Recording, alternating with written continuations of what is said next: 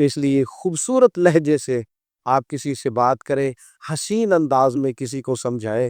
آپ کا انداز حسین ہوگا نا، بات وہی ہوگی، لیکن اگر انداز حسین ہوگا نا، وہ ایک بادشاہ سلامت تھے، ان کو خواب آیا کہ میرے سارے دانت ٹوٹ گئے، تو ایک تعبیر کرنے والا بلایا، اس کو کہنے لگے میں نے خواب دیکھی ہے میرے سارے دانت ٹوٹ گئے، تو اس نے تعبیر کی، وہ کہنے لگا بڑے دکھ سے بتا رہا ہوں آپ کی زندگی میں آپ کے سارے رشتہ دار، بال بچہ، بہن بھائی سب فوت ہو جائیں گے۔ بادشاہ نے تلوار منگائی اور تعبیر بتانے والا بھی مار دی۔ اس نے کہا سب کے بغیر جی کے کیا کرنا۔ اس نے ایک اور بلایا تعبیر والا، اسے کہا تعبیر بتاؤ، خواب نے میرے سارے دانت ٹوٹ گئے ہیں۔ تو کہنے لگا بادشاہ سلامت، مبارک ہو، اللہ تعالیٰ آپ کو اپنے خاندان میں سب سے لمبی عمر عطا فرمائے۔ بادشاہ نے اسے انعام دیا، تحفے بھی۔ اچھا یہ بتاؤ اللہ سب سے لمبی عمر عطا کرے گا، اس کا ترجمہ کیا ہے؟ وہی ترجمہ ہے نا جو پہلے نے کہا ہے۔ اس نے کیا کہا ہے؟ سارے مر جائے۔ تو بادشاہ نے کہا بھئی سارے مر جائیں، جینا کیوں؟ اور اس نے کیا کہا اللہ تجھے؟ تو بات اگرچہ بے سلیقہ ہو کلیم، پر بات کرنے کو سلیقہ چاہیے۔ آپ بے سلیقہ بات بھی کریں پر مہربانی کریں کسی سلیقے سے تو کریں۔ تو لوگ سلیقے سے بات نہیں کرتے، لہذا اس کے نتائج ٹھیک نہیں نکلتے۔ اپنے ہی بچوں سے بات کریں، اپنے ہی شاگردوں سے کریں، اپنے ہی ارادت مندوں سے کریں، پر ذرا سلیقے سے کریں۔ آپ ہی کی بات ہوگی، وہی لہجہ ہوگا، پر اس میں حسن پیدا ہو جائے گا۔ کچھ لوگ ایسے ہوتے ہیں جن کو دیکھتے رہنے کا، سنتے رہنے کا اور ان سے بات کرتے رہنے کا سنا ہے، بولے تو باتوں سے پھول جھڑتے ہیں۔ اگر یہ بات ہے تو چلو بات کر کے دیکھتے ہیں، تو لذت آتی ہے ایسے لوگوں سے گفتگو کرنے میں۔ اللہ تعالی ہمیں زبان و بیان کا حسن عطا فرما۔ نبی پاک صلی اللہ تعالیٰ علیہ وسلم نے نا منبر پر بیٹھ کر کن دنوں، جن دنوں حضور کے وصال ظاہری کے دن قریب تھے، تیز بخار تھا، منبر پر بیٹھ کر کریم محبوب نے فرمایا تھا لوگوں، رب نے ایک بندے کو اختیار دیا ہے، چاہے تو دنیا میں رہے اور چاہے تو اس کی بارگاہ میں حاضر ہو جائے۔ اس بندے نے جانے کا ارادہ کر لیا۔ حضور فرماتے ہیں میں تمہارے بیچ رہا ہوں، اگر میری وجہ سے تکلیف پہنچی ہو تو بدلہ لے سکتے ہو۔ یہ اس طرح کی دعوت نہیں تھی نا جس طرح کی ہم دیتے ہیں۔ حضور کے لیے تو کسی نے گمان بھی کیا تو گنہگار ہوگا، مجرم ہوگا، لیکن ایک صحابی حضرت عکاشہ بن محصن اٹھ کے کھڑے ہو گئے، عرض کی یا رسول اللہ صلی اللہ علیہ وسلم، ایک جنگ کے موقع پر آپ نے مجھے درہ مارا تھا، میں نے بدلہ لینا ہے۔ تو حضور نے فرمایا درہ منگایا جائے۔ حضرت بلال گئے سیدہ فاطمہ کے گھر درہ لینے۔ سیدہ پاک رضی اللہ تعالیٰ عنہ فرمانے لگی بلال درہ اور اس کیفیت میں؟ تو کہا اماں جی یہ معاملہ ہے، بی بی صاحبہ یہ مسئلہ ہے۔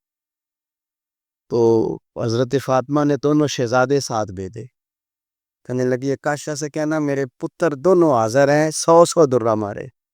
ان حضور کی طبیعت صحیح نہیں ہے، ان کے قریب نہ جائے کوئی۔ وہ درہ آیا تو حضرت حسنین کریمین بھی ساتھ تھے۔ حضور نے دیکھا شہزادوں کو تو بات سمجھ گئے فاطمہ نے کیوں بھیجا، تو محبوب کریم نے بٹھا دیا، فرمایا عکاشہ یہ لو نا اور بدلہ لو۔ جناب عکاشہ درہ لے کے آگے بڑھے تو ہر صحابی کی آنکھوں میں آنسو آئے، ہر صحابی قریب آگے کا حضور کمر سے کپڑا ہٹائیے، میری پشت، اس وقت اس پہ کپڑا نہیں تھا، ننگی تھی جب درہ لگا تھا۔ حضور نے کپڑا ہٹایا تو جناب عکاشہ نے درہ دور پھینکا اور حضور کی کمر مبارک کو چومنا شروع کر دیا۔ دیر تک چومتے رہے اور پھر کہنے لگے حضور یہ آج میرا ہی مقدر تھا، اللہ نے مجھے یہ موقع دینا تھا، کس نے آپ سے بدلہ لینا تھا، یہ تو ایک موقع بنایا تھا حضور کے قریب جانے کا۔ تو حضور نے فرمایا جس نے جنتی کی زیارت کرنی ہو میرے عکاشہ کی کر لے۔ دوست صرف دوست کے مال کا ہی محافظ نہیں، دوست اپنے دوست کے راز کا بھی محافظ ہے۔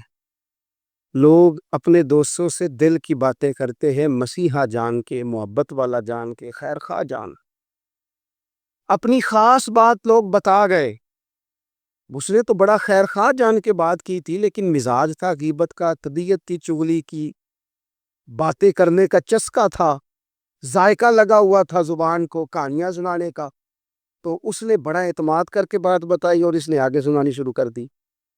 میرے نبی پاک صلی اللہ علیہ وسلم نے فرمایا مشورہ ایک امانت ہے، اور جب تم سے مشورہ لیا جائے تو دیانتداری سے دیا کرو۔ تمہیں کوئی بندہ اپنے گھر کی ذاتی بات بتا کے تم سے رائے لے رہا ہے، تم اسے نشر کر رہے ہو، آگے بیان کر رہے ہو۔ کبھی اپنے دوستوں کا راز ادھر ادھر نہ کرے، پوری طرح اس پر پابند رہے، امین بنے۔ کسی کی بات پتہ چل جائے پھر اس پر ڈیوٹی کرے، پھر اس کو سنبھال کے رکھے۔ یاد رکھنا، میرے نبی پاک علیہ السلام نے فرمایا ہے اگر تم کسی شخص کو رسوا کرو گے نا تو تم 7 کمروں میں پیچھے بھی بیٹھے ہوئے تو اللہ تمہیں وہاں رسوا کر دے گا۔ کبھی یہ کام نہ کرے، کبھی نہ ڈسکس کرے ان چیزوں۔ اور دوستوں کی باتیں بیان کرنا یہ تو بہت بڑی خیانت ہے، یہ تو بددیانتی ہے۔ حضرت انس بن مالک رضی اللہ تعالیٰ عنہ کہتے ہیں مجھے نبی پاک صلی اللہ علیہ وسلم نے کسی کام سے بھیجا تو حضور نے فرمایا کام کارا کسی سے بات نہ کرنا۔ کہتے میں وہ کام کر کے حضور کو بات بتا کے واپس گھر گیا تو میری والدہ نے پوچھا کہاں گئے تھے؟ مائیں پوچھتی ہیں دیر سے کیوں آئے ہو؟ تو میں نے کہا اماں یہ نبی پاک کا راز ہے، میں نے نہیں عرض کرنی۔ کہتے ہیں اٹھ کے میری ماں نے میرا ماتھا چوما، کہنے لگی پتر میں راضی ہوں، محبوب جو کہے اس کی ہمیشہ حفاظت کرنا۔ کبھی بھی دوستوں کا راز، رشتہ داروں کی بات خدا را کبھی نہ۔ پرانے لوگ بڑا ڈرتے تھے اللہ تعالیٰ سے، بڑا ڈرتے تھے۔ بڑے بڑے خیر خواہ لوگوں سے جب ہم اپنے دوستوں کی، میں ایک جگہ پہ بیٹھا تھا تو 2-3 دوست اور بھی تھے، وہ اٹھ کے چلے گئے تو سنگی میرے ساتھ بڑی ان کی غیبتیں کرنے لگ گیا تو میں غور سے سن رہا تھا۔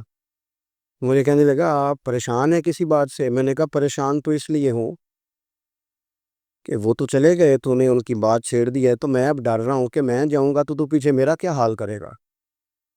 مجھے تو خوف آ رہا ہے تجھ سے، پتہ نہیں تو کیا اشر کرے گا، کسی کو کیا کیا بتائے گا۔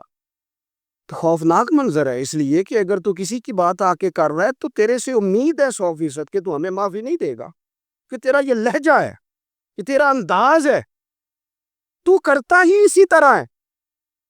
تو بعض اوقات چلے اللہ تعالیٰ نے دل کسی کا بدلنا ہوتا ہے۔ وہ میرے دوست وہیں شرمندہ ہو گئے، کہنے لگے آپ نے بڑی اچھی توجہ دلائی، آج کے بعد اس طرح نہیں کروں گا۔ میں نے کہا یار ہو جاتی ہیں غلطیاں، لیکن جہاں تو آپ کو اس کے منہ پہ بات کرنی چاہیے تھی، سمجھانا چاہیے تھا، یا دعا کرنی چاہیے۔ اپنے سنگیوں کا، ساتھ رہنے والوں کا قصہ آپ بیان کر رہے، اعلیٰ ظرف لوگوں کا یہ طریقہ اور سلیقہ نہیں ہو۔